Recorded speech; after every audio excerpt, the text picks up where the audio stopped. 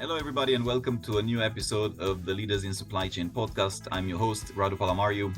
Delighted to have with us today Nir Eyal, who is a special guest, special person, a special context, somebody that I cherish knowing for a while now. He's an author. He has written two best-selling books. One is Hooked, How to Build Habit-Forming Products. Another one is Indistractable, How to Control Your Attention and Choose Your Life. We will be talking today about the second one, the Indistractable book. It's a book that has a lot of very practical solutions on how do we maintain focus in a world that is increasingly ADHD. Pretty sure, just like myself, many of you listening have that as an area of challenge.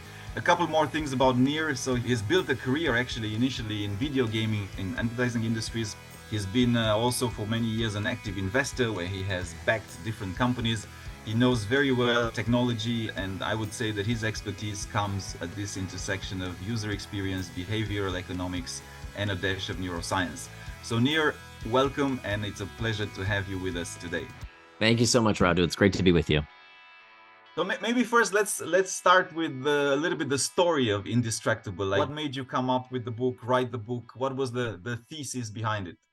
Sure. So I think the seminal moment for me when I really had to reassess my own relationship with distraction was when I was with my daughter one afternoon and we had just some daddy-daughter time together. And I remember we had a book, and this book had all kinds of activities that dads and daughters could do together. And I remember one of the activities in the book was to ask each other this question. That question was, if you could have any superpower, what superpower would you want? And I remember that question verbatim, but I can't tell you what my daughter said, because in that moment, for whatever reason, I don't even remember why, I thought it was a good time to start checking my phone. And by the time I looked up from my screen, my daughter was gone.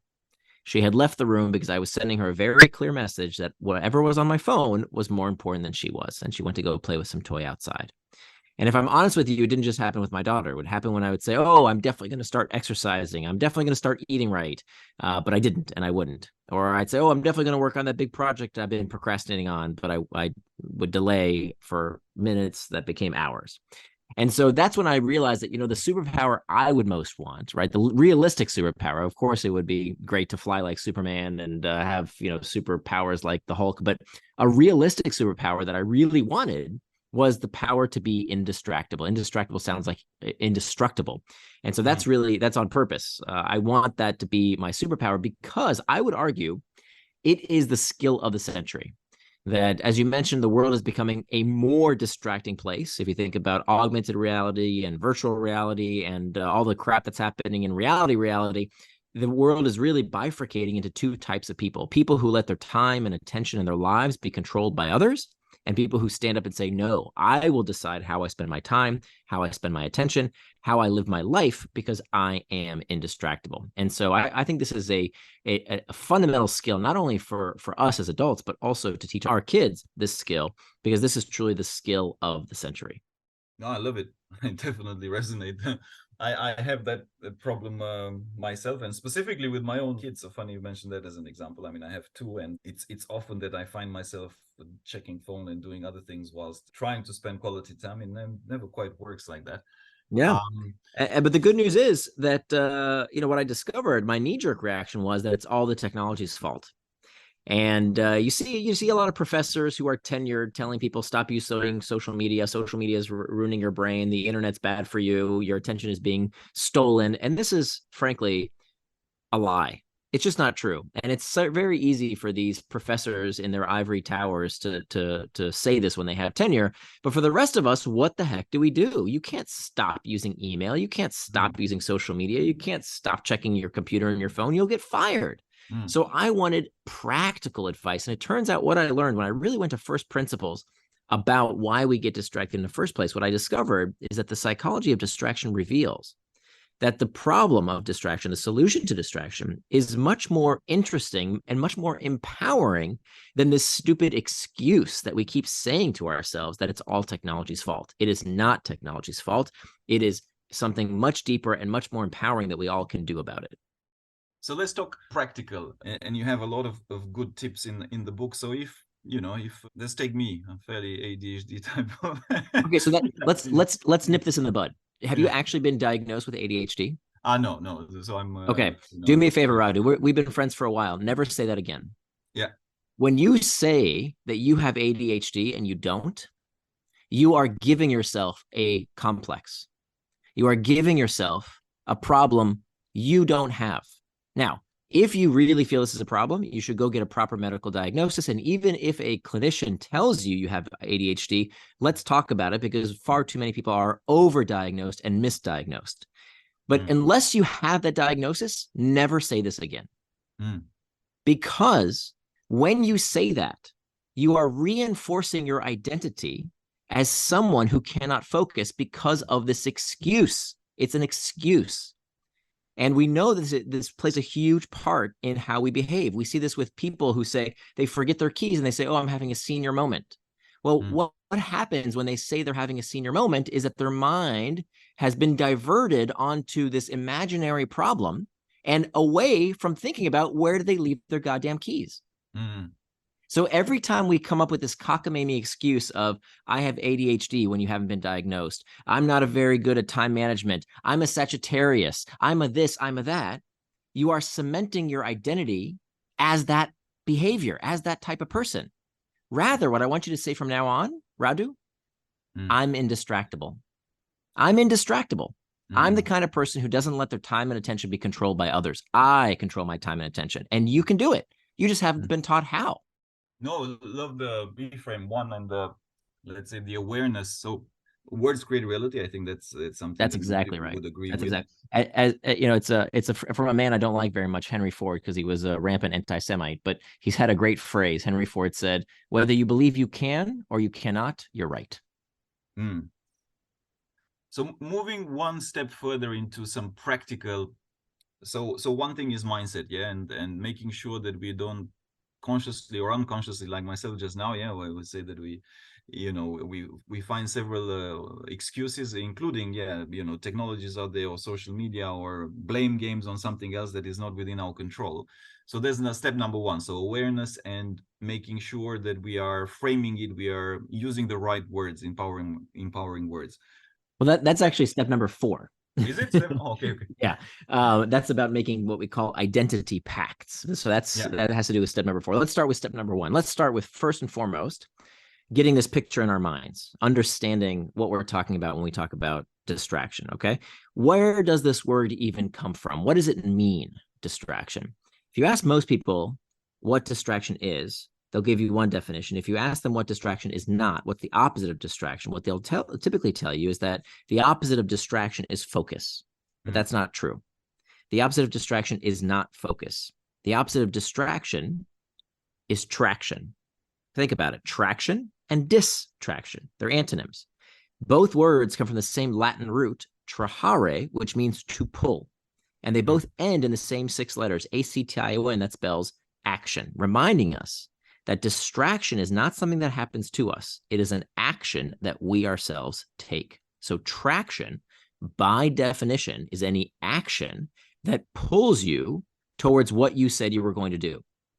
Anything you said you were going to do in advance, that's traction. Anything that moves you towards your goals, towards your values, helps you become the kind of person you want to become, that is an act of traction. The opposite, anything that is not that, is a distraction, pulling you away from your goals, away from your values, further away from becoming the kind of person you want to become. So the difference between traction and distraction is one word, and that one word is intent. You see, as Dorothy Parker said, the time you plan to waste is not wasted time. So we need to stop moralizing and medicalizing technology and all that we do with it, and realize if you want to play video games, that's fine. If you want to go on social media, if you want to read the news, if you want to scroll Twitter, nobody should tell you not to do that. It's fine. Stop believing what traditional media tells us because they don't want us to use social media because they're taking away ad dollars away from them. Stop believing this lie that it's melting your brain. It's all fine. Why is somehow somebody playing a video game morally inferior to watching football on TV? There's no difference as long as it's done with intent. Conversely, just because something is a work-related task, somehow it's morally virtuous, doesn't mean it's not a distraction. Let me give you an example. For years, I would sit down at my desk and I would say, okay, I got to get to work. I can't get distracted. I gotta get started on this big task. I'm gonna get to work on it right now. I'm not gonna procrastinate. Here I go. I'm gonna get started. But first, let me check some email. Right? How often does that happen to us? All the time. It used to happen to me all the time. And what I would tell myself was, well, it's email, so it's a work-related task. It's okay if I do that for a few minutes. I just gotta, clear my inbox a little bit, or see what's happening in the corporate Slack channel, or just check up on industry news. And what I didn't realize is that is the most dangerous, most pernicious form of distraction, is when you don't even realize you're distracted.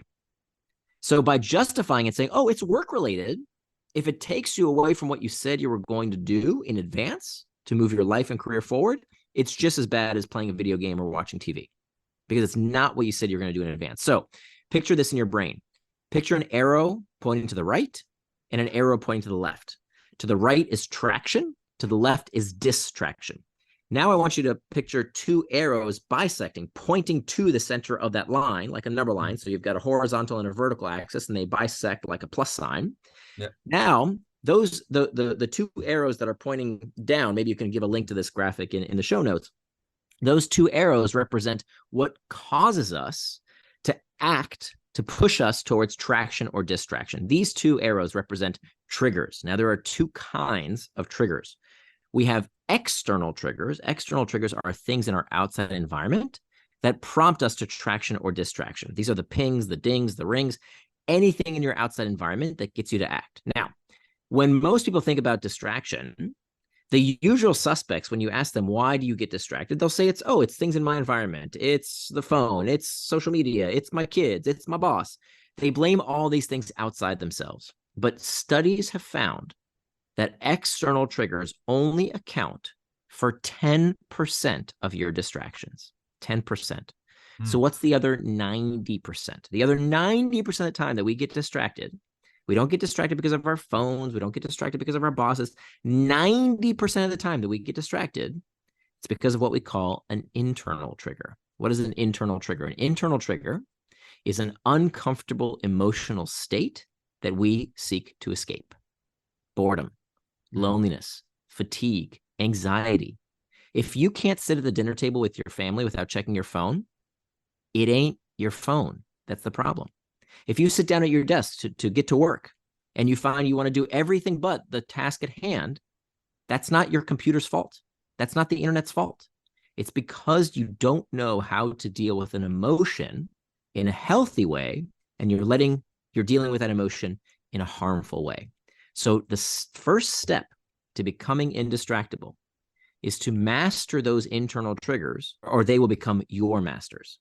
So the way we do that, whether it's too much news, too much booze, too much football, too much Facebook, we have to understand what is that internal trigger and how do we deal with it, or we will always find distraction one way or the other. So that's step number one. Master internal triggers, or they will become your master. That's step number one. Step number two, and of course, we can go into this in more depth wherever you'd like. Step number two is make time for traction. So again, traction is any action that leads you towards what you intend to do in advance. And so what we have to do is to turn our values into time, turning our values into time. If you want to ask somebody what their values are, they'll tell you all kinds of nonsense. Oh, I value health. Health is very, very important. Yes, yes, yes.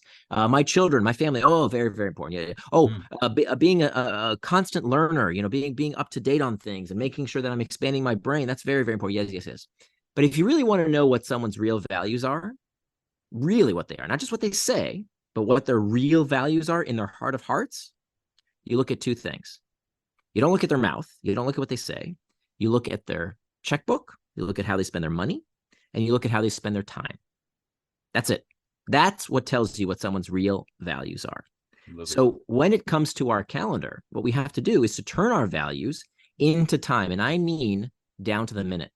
So to-do lists, it turns out, one of the things I discovered in the 5 years of research I did writing this book is that to-do lists, the way most people use to-do lists, is horrible. It's horrible. It's one of the worst things you can do for your personal productivity because it has no constraints. You can always add more to a to-do list. It's only when we make what's called a time box calendar, and I show you exactly how to do this based on your values, that we can make sure that we know what is traction so that we can identify what is distraction. I work with so many people. I've worked with thousands of people over the years, and I consistently see this problem with people who are distractible. When I say, let me see your calendar, you know what I see? Lots of white space. Maybe there's a dentist appointment here and there. Maybe there's a meeting or something, but there's all this blank space, right? And so I always ask people, how can you say you got distracted unless you know what you got distracted from? What did you get distracted from exactly? You have to be able to point to your calendar and say, that's traction. Everything else is distraction, even if it's for things you enjoy. I'm not just talking about being an automaton and doing work all day. You want to go on social media? Great. You want to play video games? Wonderful. But put it on your calendar. That's the only way to live the kind of life free of regret, is to plan your day down to the minute. And this is what you see. Unless you're retired or a child, this is the path to becoming indistractable. And you see this in A players in every conceivable industry. Everybody I've ever met that preaches something else eventually comes back to time boxing because it's so darn effective. And I didn't create this technique, by the way. It's been around for decades. Thousands of peer-reviewed studies have shown that this is the way to go. You have to play in your day. And that is the only way to know the difference between traction and distraction. And it sounds like it's an onerous task. It's not. I do it for maybe 10 minutes a week. Life changer, absolute life changer. So that's step number 2. And I show you how to do that in depth in the book. Step number 3 is hack back the external triggers. We talked about external triggers are these things in our outside environment. Even though they account for only 10% of our distractions, that's still a substantial amount. So not only do I show people how to hack back your phone and your social media, that's the simple stuff. That's kindergarten. That I take up about a page and a half in the entire book on how to do that. The much thornier external triggers are the things that we don't want to think about. Our kids, right? We love our kids. They're wonderful, but they can be huge distractions. What do we do about that? Meetings that didn't need to be called, emails that didn't need to be sent or replied to. So I show you systematically how to go to each and every one of these distractions to hack back those external triggers. And then finally, the last step is to prevent distraction with pacts. Pacts are pre-commitments. It's what we decide to do in advance when distraction rears its ugly head. We have a plan to erect a firewall, if you will, against distraction as the last line of defense. And there's several different kinds of pacts: a price pact, an effort pact, and what we talked about earlier, an identity pact.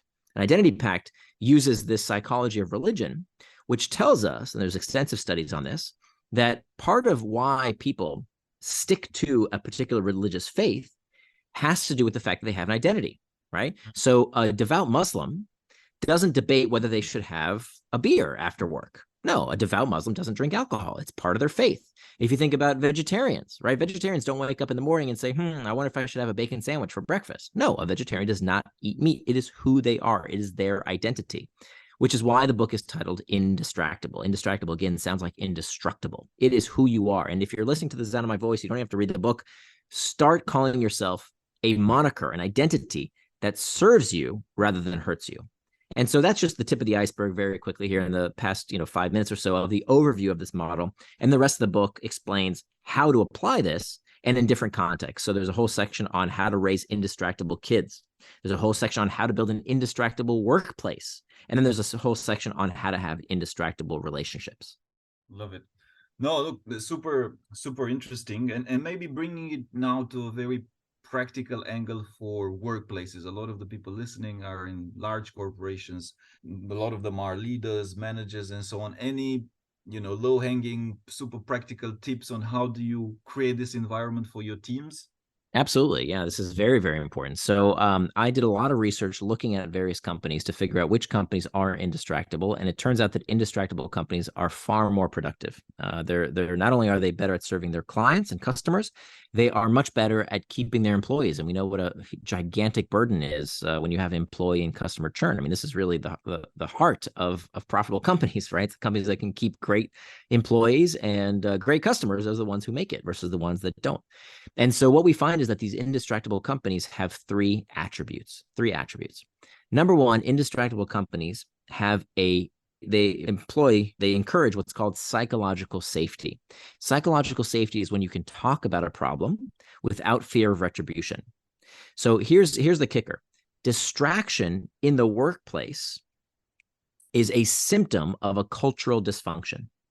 Okay? Distraction is a symptom of cultural dysfunction because if you can't talk about this problem, if you can't raise your hand and say, hey, boss, I'm really finding it difficult to finish my work when you expect me to reply to every email and every WhatsApp message every 50 seconds? Okay. I can't concentrate. If you can't raise your hand and say that and talk about this problem, that is the problem. Just like any other workplace problem. If you can't talk about sexual harassment, that's the problem. If you can't talk about why your product sucks, that's the problem. That you can't talk about the problem. So psychological safety is a prerequisite for any healthy corporate culture, particularly when it comes to this dysfunction of distraction. That this comes out of the work of Amy Edmondson from Harvard Business School, establishing psychological safety, that people have a culture where they can truly say what they think without fear of retribution, so that you can raise your hand and say, hey, can we solve this problem around distraction? I'm really finding that I can't do my best work. And you solve it just like you'd solve any other business challenge. The second characteristic of a Indistractable workplace is that employees are given a forum to talk about these problems of distraction. So one of the things I did, and I profile this company in the book, is that I went to Slack headquarters, because when we did surveys around what is the most distracting technology you use, Slack or some other group messaging service, right? Kind of, we lumped them together. They were described as the second most distracting technology. You want to take a guess at what the first most distracting technology people use is? What's up? Close. Well, I would claim that as a group messaging service. I'd put that in the same bucket. But number one was email.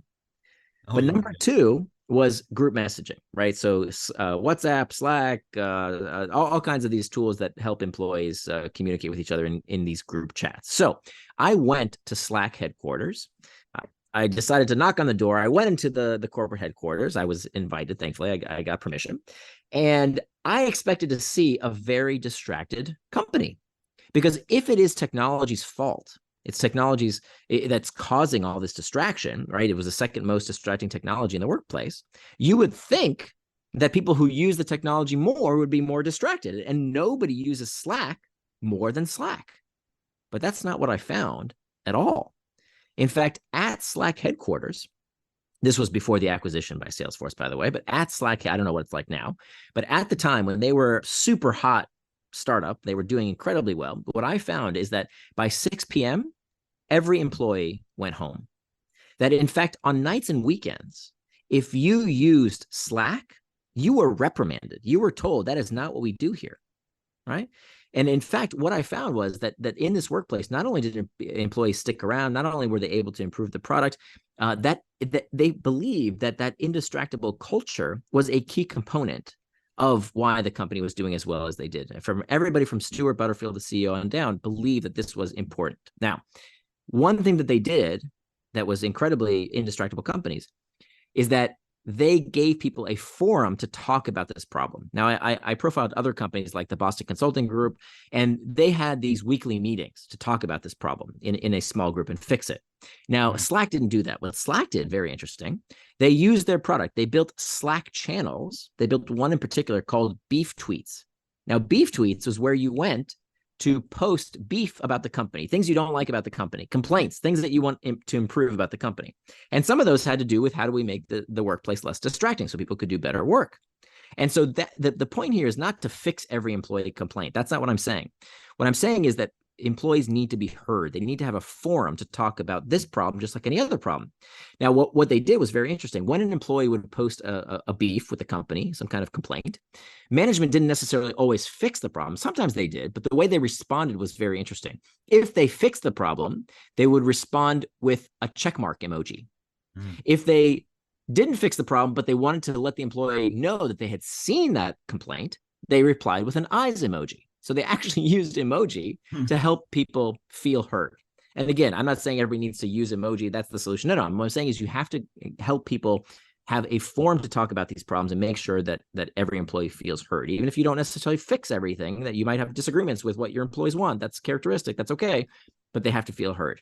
The third characteristic of an Indistractable workplace, and this is the most important of the three, is that Indistractable workplaces are run by people at the top of these organizations who exemplify what it means to be indistractable. So one of the things that I saw that I was really shocked to find at Slack headquarters, here's this hard-charging Silicon Valley company. If you went into the company canteen, you would see that in bright pink letters, right, where all the employees congregate for their meals, in bright pink letters written on the wall, it says, "Work hard and go home." Hmm.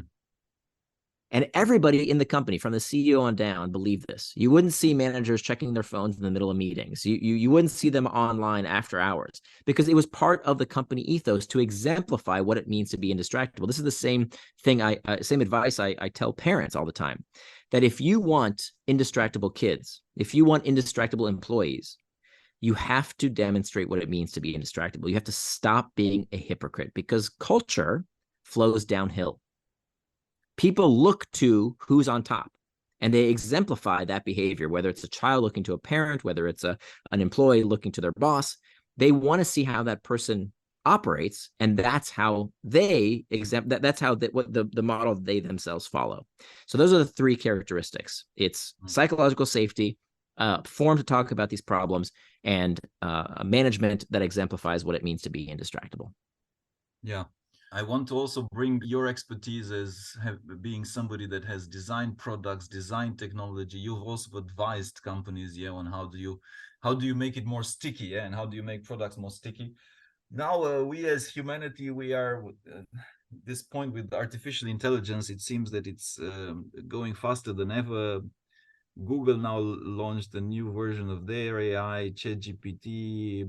You know, I think we're more or less, each of us are using it on a daily basis, or maybe not each of us, but quite a bit. There's going to be, and there's been an influx of all this new distractions, right? In terms of, in the form of all sorts of content, videos. I think we're going to end up with quite a bit of fake content. I'm really not looking forward to elections. I think we're going to be, you know, in a world of hurt soon enough. So not also wanting necessarily to have a philosophical discussion, but I'm curious how you see these things unfolding in the context of, we're going to be probably bombarded with more stimulus and more information and more content than ever before, produced at scale. What are some of your thoughts in terms of how this will play out in the next 12 to 24 months?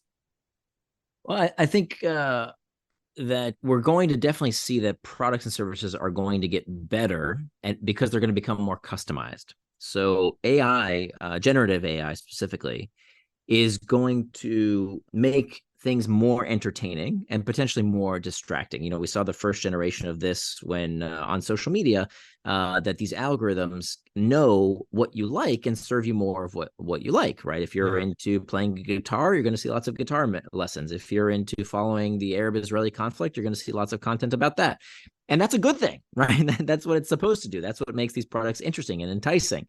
But it can make them also potentially more distracting because they're getting better. Now, that's not necessarily a problem. That's progress. We want our tools to be better, right? Are we going to say, hey, Netflix, stop making such interesting shows? Apple, can you stop making your devices so user-friendly like that? That's ridiculous. We want these products to get better for us. And man, isn't it a luxury that for the first time in 200,000 years of human history, that people have the time to waste in leisure, right? For the vast majority of human history, for the vast majority of people who were alive, they didn't have time to putz around. They were working hand to mouth to feed themselves and their families. So this is really the dividend of 200,000 years of human progress, that we have so much leisure time to say that it's a problem, that boy, aren't we so distracted with all these entertaining products, services that are so good, we want to use them a lot.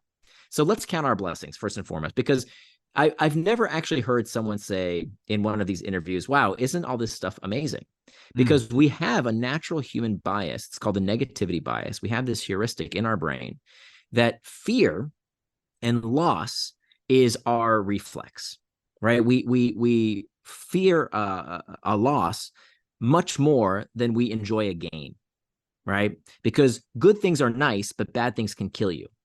So from an evolutionary basis, we should all be aware that we're all bummers, right? Basically, 9 out of 10 people you ask will tell, if you ask them, is the future going to be better or worse? They're going to tell you, oh, it's all terrible. The world's never been worse. And that's, nothing could be worse. Nothing could be farther from the truth. And if you don't believe me, please read this, one of my favorite books I've ever read, Factfulness by Hans Ronsling. He talks about how, Ivy League educated professors do worse than monkeys on tests about how great the world is. Because even though we're all pessimists, we all think the world's going to hell in a handbasket in almost every conceivable metric: education, the march of democracy, health, women's rights. Everything by and large is getting better. Of course, there's bumps, there's wars, there's tragedies, things happen along the way. But historically, with a long enough time frame, things get better and better and better. So to answer your question, will AI have negative consequences, negative unforeseen consequences? Of course. As Paul Virilio said, when you invent the ship, you invent the shipwreck. And so what did we do? Did we stop sailing ships? No. But when was the last time you heard about a shipwreck? Right? Almost never. You almost never hear about shipwrecks. Why? We didn't stop sailing ships. We made ships better.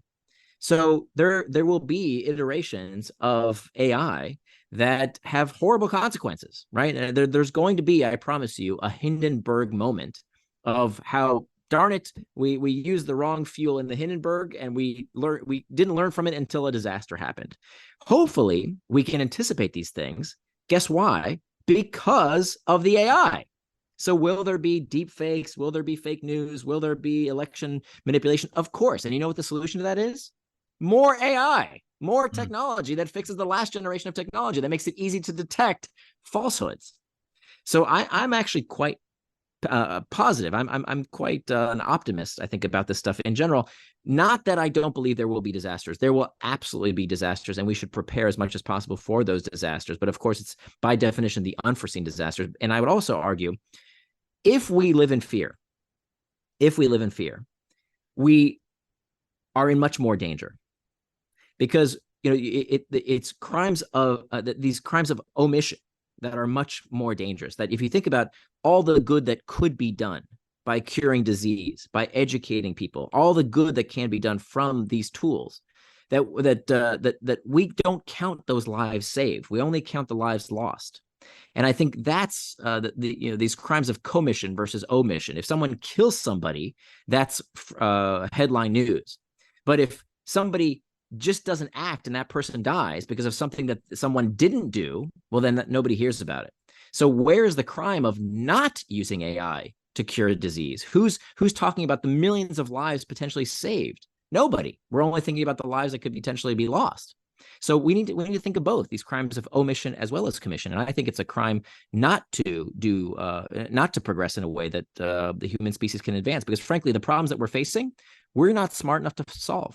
We are children intellectually when it comes to the problems we have to solve, like climate change, like bringing peace to war-torn countries, like the population crisis. I think a much bigger problem that no one's talking about, much bigger than AI, much bigger than environmental degradation, is the population collapse. You know about the population collapse? I mean, you're going to Japan here. We were just talking about before, but you're going to Japan in a few months.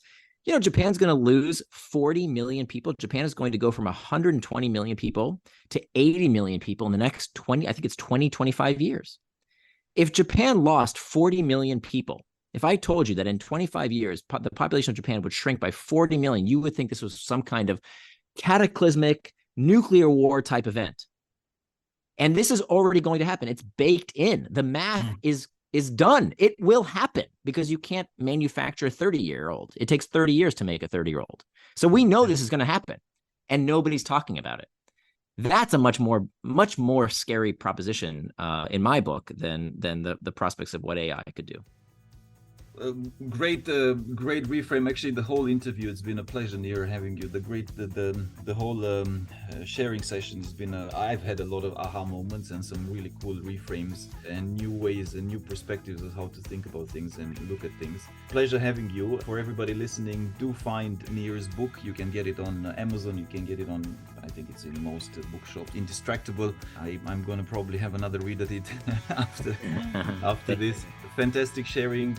Also, do follow Nir. I think you're on most social channels, and you share some really cool stuff also on LinkedIn, the one that I'm most on. So do follow him there. Pleasure having you, and thanks a lot for joining today, Nir. My pleasure. Thank you so much. Thank you for listening to our podcast. If you liked what you heard, be sure to go to www.elcottglobal.com and click the podcast button for all the show notes of the interview. Also, subscribe to our mailing list to get our latest updates first. If you're listening through a streaming platform like iTunes, Spotify, or Stitcher, we would appreciate a kind review. 5-star works best to keep us going and our production team happy. And of course, share it with your friends. I'm most active on LinkedIn, so do feel free to follow me. And if you have any suggestions on what to do and who to invite next, don't hesitate to drop me a note. And if you're looking to hire top executives in supply chain or transform your business, of course, contact us as well to find out how we can help.